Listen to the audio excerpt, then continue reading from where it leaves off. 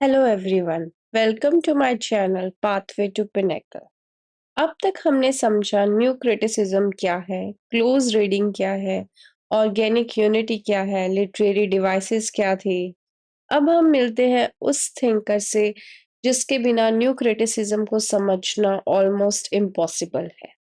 ये है आई A Richards, जिन्हें हम जनरली आई ए रिचर्ड्स के नाम से ही जानते हैं। इनका जो पूरा नेम था वो था आइवा आर्मस्ट्रॉन्ग रिचर्ड्स।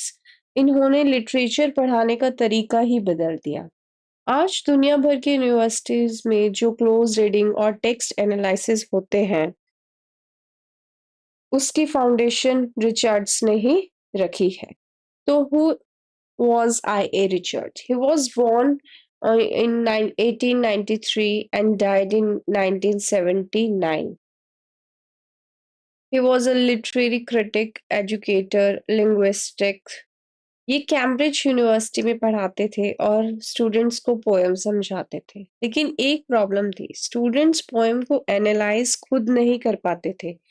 हर बार ऑथर की बायोग्राफी या हिस्ट्री देखते थे। तो रिचर्ड्स ने कहा कि नहीं, पहले पोएम को खुद पढ़ो। यहीं से उनका फेमस मेथड शुरू हुआ, प्रैक्टिकल क्रिटिसिज्म। तो प्रैक्टिकल क्रिटिसिज्म क्या है? मैं आपसे एक क्वेश्चन पूछती हूँ, अगर मैं आपको एक पोएम दूं और उस पोएम के नीचे से पोइट का नाम हटा दूं, पब्लिकेशन डेट हटा दूं, बैकग्राउंड हटा दूं, तब क्या आप उस पोएम को एनालाइज कर पाओगे? रिचर्ड्स बोलते हैं हाँ, और वैसे ही करना चाहिए। इसी मेथड को कहते हैं प्रैक्टिकल क्रिटिसिज्म। प्रैक्टिकल क्रिटिसिज्म क्या है? इसका रियल मीनिंग है, स्टूडेंट को सिर्फ पोएम दी जाती है, ना ऑथर का नाम दिया जाता है, ना उसकी हिस्ट्री, ना मूवमेंट्स, ना कोई बायोग्राफी, सिर्फ पोएम। फिर उनसे पूछा जाता है कि इस पोएम का मीनिंग बताओ। इससे पता चलता है कि स्टूडेंट टेक्स्ट को कितना समझता है। तो किसने इंट्रोड्यूस किया practical criticism? R A Richards ने। तो व्हाई प्रैक्टिकल क्रिटिसिज्म? रिचर्ड्स ने देखा कि स्टूडेंट बहुत मिस्टेक्स करते हैं। पोएम पढ़ते वक्त वो अपनी फीलिंग्स ऐड करते हैं, ऑथर के बारे में अजम्पशंस बना लेते हैं, डिफिकल्ट वर्ड से कंफ्यूज हो जाते हैं। तो रिचर्ड्स ने कहा कि पोएम को ऑब्जेक्टिवली पढ़ो। जैसे सपोज कीजिए पोएम में लाइन है, the sea remembers every footsteps. जो ऑर्डिनरी रीडर है वो ये बोलेगा कि सी को मेमोरी कैसे हो सकती है, लेकिन प्रैक्टिकल क्रिटिसिज्म पूछेगा कि सी क्या सिंबलाइज कर रहा है। फुटस्टेप्स है जो किस चीज का सिंबल है, मेमोरी का मेटाफर क्या है, यही डिफरेंस। तो आइए रिचर्ड्स ने प्रैक्टिकल क्रिटिसिज्म की एक टर्म दी थी। उनके जो कुछ मेजर वर्क्स हैं वो है science and poetry 1926, practical criticism 1929, the meaning of meaning 1936, principles of literary criticism 1924 and the philosophy of rhetoric 1936। जो प्रिंसिपल ऑफ क्रिटिसिज्म है ये उनकी सबसे फेमस बुक में से एक है। उन्होंने इसमें बताया है कि लिटरेचर सिर्फ एंटरटेनमेंट नहीं होता, ये ह्यूमन इमोशंस को ऑर्गेनाइज करता है। जो प्रैक्टिकल क्रिटिसिज्म है, इसी बुक में इन्होंने स्टूडेंट्स के एक्सपेरिमेंट्स को पब्लिश किया था और ये बताया था कि पोएम को एनालाइज कैसे करते हैं। नेक्स्ट इनका जो कॉन्सेप्ट है जो इन्होंने दिया था वो है टू यूजेस ऑफ लैंग्वेजेस। ये बहुत इंपॉर्टेंट कॉन्सेप्ट है। रिचर्ड्स कहते हैं कि लैंग्वेज को दो मेजर यूजेस होते हैं, लैंग्वेज के दो मेजर यूजेस होते हैं। रेफरेंशियल लैंग्वेज होती है, एक इमोटिव लैंग्वेज होती है। जो रेफरेंशियल लैंग्वेज होती है, इस लैंग्वेज का पर्पस होता है फैक्ट्स देना। जैसे Delhi is the capital of India, ये फैक्ट है, इसमें इमोशन नहीं है, सिर्फ इंफॉर्मेशन है। जो साइंस की बुक्स है वो इसी लैंग्वेज का यूज करती है। दूसरी है इमोटिव लैंग्वेज। इस लैंग्वेज का पर्पस होता है फीलिंग्स एक्सप्रेस करना। मान लीजिए जैसे एग्जांपल है, माय हार्ट इज ब्रेकिंग। तो हर्ट लिटरली ब्रेक नहीं हुआ है, ये इमोशन एक्सप्रेस कर रहा है। पोइट्री में इसी लैंग्वेज का यूज होता है। तो इजी अगर डिफरेंस देखें तो रेफरेंशियल क्या है, इंफॉर्मेशन देना, फैक्ट देना, रियलिटी। और इमोटिव क्या है, इमोशंस या फीलिंग्स। नेक्स्ट जो इनका कॉन्सेप्ट था वो था four kinds of meaning. Four kinds of meaning में रिचर्ड्स कहते हैं कि एक सेंटेंस का सिर्फ एक मीनिंग नहीं होता, उसके फोर लेयर्स हो सकते हैं: sense, feeling, tone and intention. Sense क्या है? सेंटेंस लिटरली क्या कह रहा है? जैसे द फ्लावर इज रेड, तो ये इसका लिटरल मीनिंग है।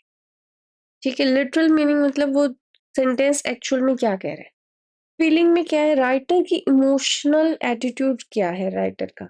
लव है, सैडनेस है, फियर है, एंगर है, तो वो उसका जो इमोशनल एटीट्यूड है वो बताता है। फिर टोन, टोन क्या है कि राइटर रीडर से किस तरह बात कर रहा है। फ्रेंडली कर रहा है, सीरियसली कर रहा है, सरकास्टिक कर रहा है, रिस्पेक्टफुल कर रहा है। नेक्स्ट है इंटेंशन। राइटर का पर्पस क्या है? इन्फॉर्म करना, परसुएट करना, इंस्पायर करना, एंटरटेन करना या क्रिटिसाइज करना।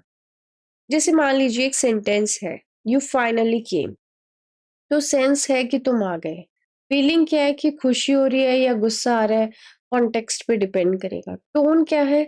सरकास्टिक भी हो सकती है। इंटेंशन क्या है? या तो वेलकम करे या कंप्लेन कर ले। इसीलिए रिचर्ड्स कहते हैं कि मीनिंग सिर्फ डिक्शनरी से नहीं मिलता, कॉन्टेक्स्ट और लैंग्वेज दोनों ही इम्पॉर्टेंट है। नेक्स्ट जो कॉन्सेप्ट है वो है स्टॉक रिस्पॉन्सेस का। रिचर्ड्स ने एक और इंटरेस्टिंग ऑब्जर्वेशन दिया। कभी कभी हम पोएम को ऑनेस्टली नहीं पढ़ते, हम पहले से बनी हुई सोच के हिसाब से रिएक्ट करते हैं। इसी को कहते हैं स्टॉक रिस्पॉन्सेस। मान लीजिए जैसे किसी अगर किसी स्टूडेंट को पेट्रियोटिक पोएम दिखे, तो वो बिना एनालाइज किए ही बोल देगा कि बहुत अच्छी पोएम है। क्योंकि उसके दिमाग में पहले से ही पॉजिटिव इमेज है। ये ऑब्जेक्टिव रीडिंग नहीं है, ये स्टॉक रिस्पॉन्सेस है। नेक्स्ट जो कॉन्सेप्ट दिया रिचर्ड्स ने वो था कि सूडो स्टेटमेंट्स। ये कॉन्सेप्ट स्टूडेंट्स को काफी कंफ्यूज करता है, इसलिए ध्यान से समझिए।